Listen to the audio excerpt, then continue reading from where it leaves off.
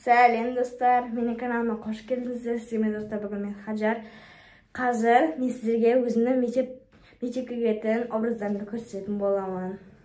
Бірінші образды күтіңіздер. Ал ендеше мен видеоны көп созбай бастаймын. Ал достар, мынау менің бірінші образым. Үстінде міне осындай тенниска.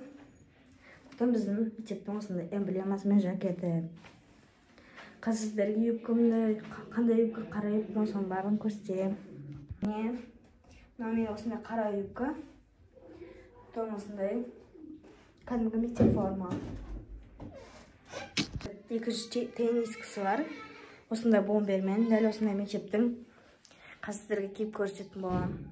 Мынау менің екінші образымды айтуға болады. Себебі рубашканы бізде осылайда жакетсіз да киюге болады. Достар, менің осы екінші образым, себебі мектепке осылайда жакетсіз да киюге болады. Астына юбка киіп, сөйтіп киюге болады. Мен тоже біздің мектептің эмблемасымен.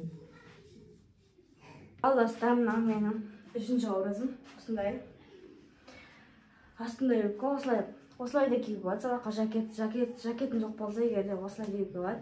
Бомбермен тышыға да киюге болады. Ішінде осылай қысқа жеңді тенниска. Мінекей. Мынау менің дышын формам. Дышын формада осылай киюге болады. Трико. Потом мектептің футбол теннискасында киюге болады. Қысқа жеңді. Потом бомбер киеді. Бомбер емес.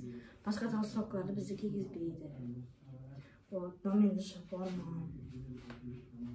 Соны сіздерге киіп көрсете алмадым, себебі юбкам, триком ешері көнбей қалды. Сондықтан да сіздерге осылай түсірейін деп шешті. Мынау менің триком, потом кроссовкамды шыға кетін, потом осындай бомбер, тенниска сол. Бізде мектеп форма осылай полный комплект киеміз.